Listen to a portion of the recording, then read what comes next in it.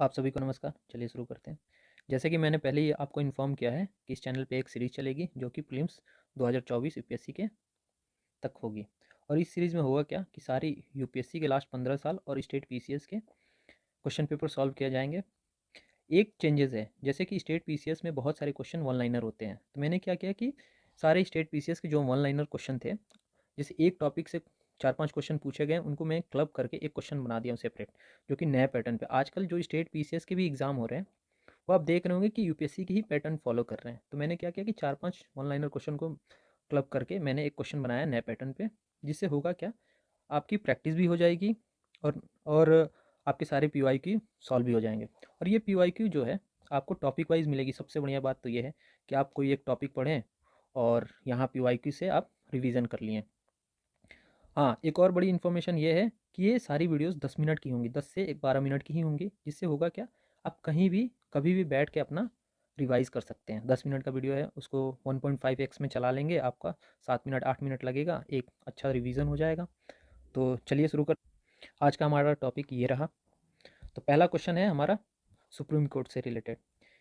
हाँ, तो चलिए शुरू करते हैं। With reference to establishment of supreme court which of the following statement is correct. पहला है, supreme court at Calcutta was established by regulating act 1773। दूसरा है, Lemister was the first chief justice of court. तो आप पॉज करके एक बार solve करें। चलिए शुरू करते हैं। तो इस्टेब्लिशमेंट की जो बात है, रेगुलेटिंग एक्ट 1773 में ही हुई थी, तो ये हमारा ऑप्शन सही हुआ। दूसरा ऑप्शन है, लेमिस्टर हमारा चीफ जस्टिस सुप्रीम कोर्ट के नहीं थे, फर्स्ट चीफ जस्टिस नहीं थे। फर्स्ट चीफ जस्टिस का नाम था सर एलिजा इम्पे। तो ये हमारा ऑप्शन रॉन्ग हो गया। तो आप देखेंगे ऑप्शन ए सही हुआ। चलिए एक बार डिटेल देख लेते हैं।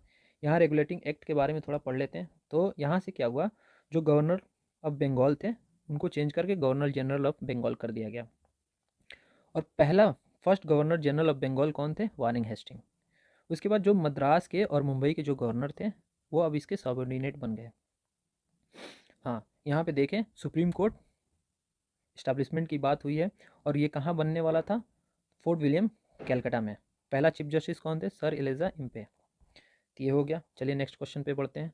ये क्वेश्चन पूछा गया चार्टर एक्ट 1813 से।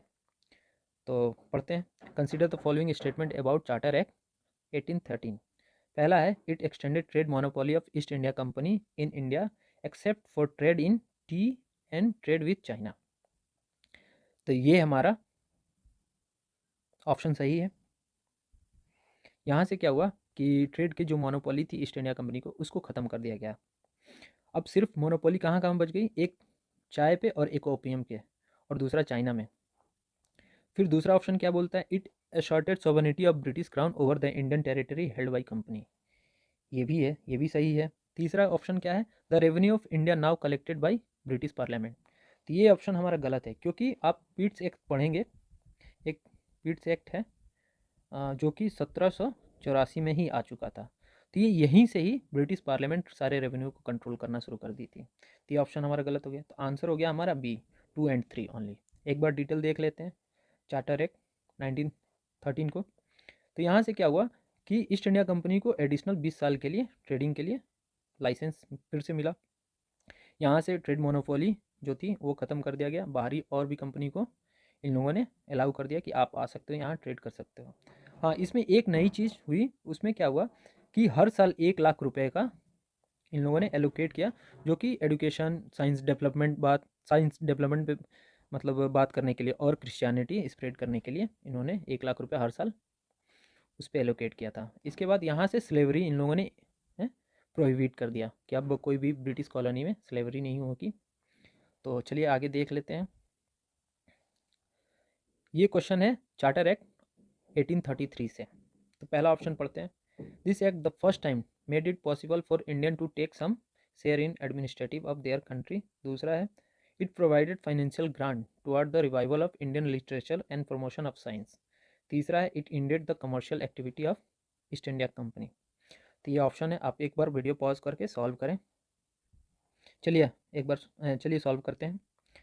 तो फर्स्ट ऑप्शन जो है इसमें जो कहा है, तो ये ट्रू है, क्योंकि ये पहली बार यहाँ से क्या हुआ कि इंडियन को एडमिनिस्ट्रेशन में मतलब भागीदारी की बात हुई ओपन कंपटीशन की बात हुई, लेकिन जो कोर्ट ऑफ डायरेक्टर थे उन्होंने अपोज किया था इस बात को, तो ये ऑप्शन सही है। दूसरा क्या है, it provided financial grant toward the revival of Indian literature, ये अभी हम लोगों ने पढ़ा कि ये चार्टर एक्ट 1813 में हुआ था, तो ये हमारा ऑप्शन गलत हुआ। 1813 में इंडियन लिटरेचर और promotion of science and Christianity को स्प्रेड करने के लिए 1 लाख रुपये अलग से एलोकेट किया गया था, तो ये ऑप्शन हमारा गलत।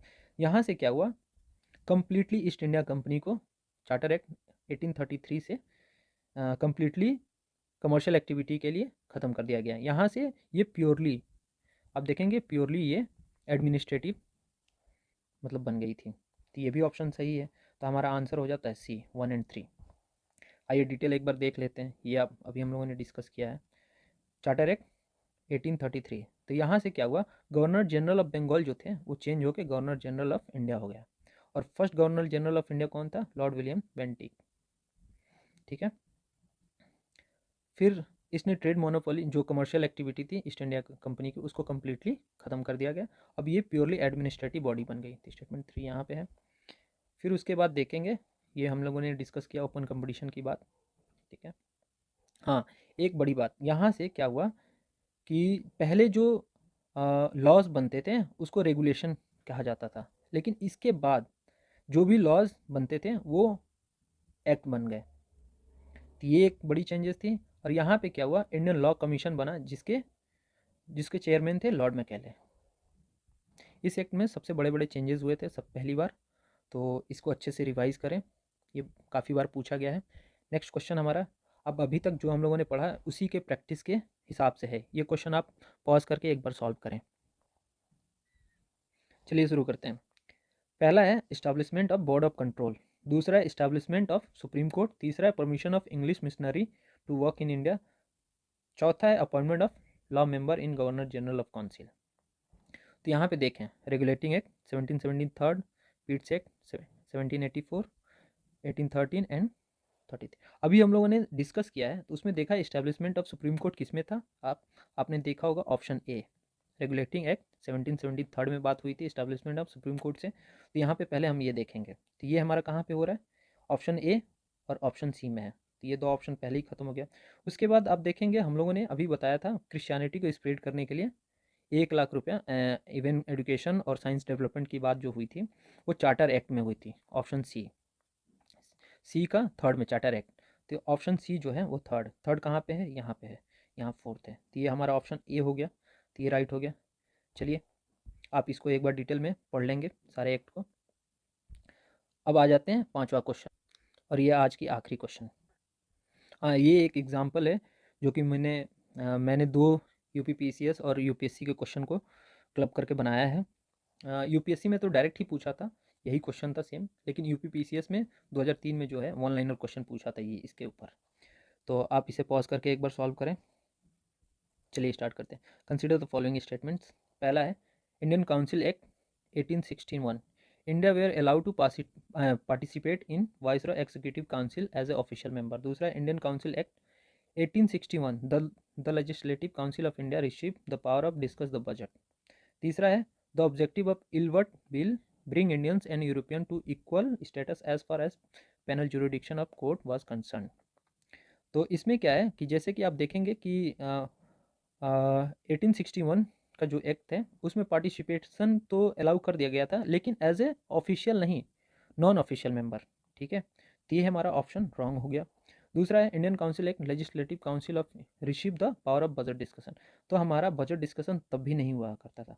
बजट डिस्कशन कब स्टार्ट हुआ, तो ये स्टार्ट हुआ था हमारा इंडियन काउंसिल एक्ट 1892 से, तो ये भी हमारा ऑप्शन सही है।